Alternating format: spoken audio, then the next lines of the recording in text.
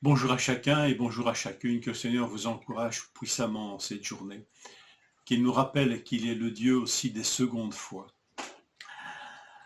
Lisons ensemble Marc 8, verset 1. En ces jours-là, comme il y avait de nouveau une foule nombreuse et qu'elle n'avait pas de quoi manger, Jésus appela ses disciples et leur dit, « J'ai compassion de cette foule, car voilà 3 jours que ces gens restent près de moi et ils n'ont pas de quoi manger. » Ces versets introduisent le récit de la deuxième multiplication des pains. Pourquoi cette deuxième fois? Pourquoi cette deuxième fois? C'est assez unique de ce miracle répété 2 fois. Que doivent donc apprendre les disciples? Rappelons-nous que la première multiplication des pains n'a pas été comprise par les disciples. Marc, au chapitre 6, verset 52, nous dit « Car ils n'avaient pas compris le miracle des pains parce que leur cœur était endurci. » Alors, le Seigneur, dans son immense patience, dans son immense grâce patiente, il remet l'ouvrage sur le métier en quelque sorte. On peut y voir cette leçon, n'est-ce pas? Dieu est prêt à s'y reprendre à nouveau pour que nous puissions comprendre ce qu'il fait, ce qu'il enseigne, ce qu'il accomplit. Mais cette deuxième fois, ce deuxième miracle, cette deuxième multiplication des pains est aussi un enseignement que Jésus est en train de semer dans leur cœur et un enseignement de première importance.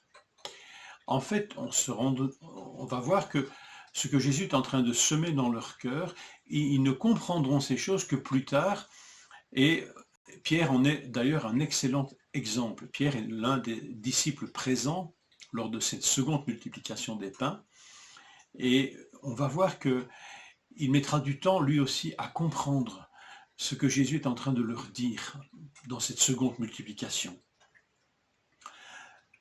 Attirons que notre regard se porte sur la foule dont il est question ici. En ces jours-là, comme il y avait de nouveau une foule nombreuse, la foule dont Jésus a compassion et qu'il va nourrir n'est pas la même que lors de la première multiplication des pains. Vous allez me dire, bah oui, c'est logique, c'est pas les mêmes personnes.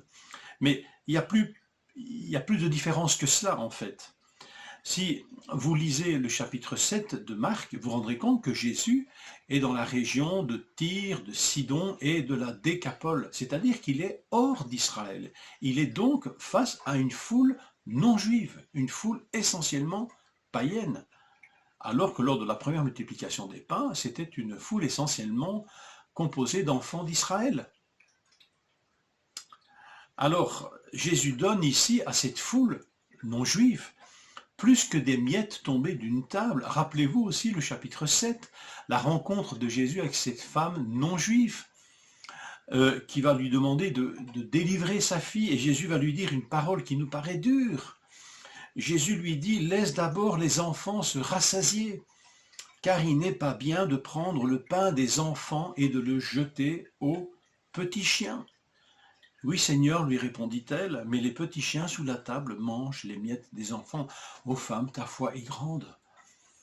Qu'il en soit fait selon cette foi. » Et cette femme, en fait, elle est les prémices de quelque chose d'extraordinaire. Jésus ne va pas simplement nourrir, donner sa vie, donner son propre corps uniquement pour les enfants d'Israël, mais aussi pour ceux qui sont considérés comme des païens, des non-juifs.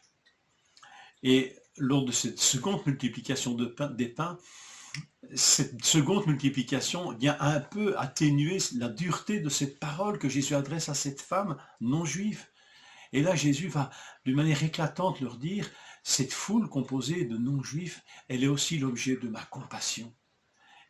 Pour elle aussi, il sera possible de se nourrir d'un pain extraordinaire. Et ça, c'est le récit de la multiplication des pains dans Jean 6, où Jésus va rappeler que le pain, le vrai pain, c'est celui qui vient du ciel et qui donne la vie pour tous. La compassion de Dieu s'étend aux non-juifs. La compassion de Dieu et son salut sont plus larges que toutes nos limites.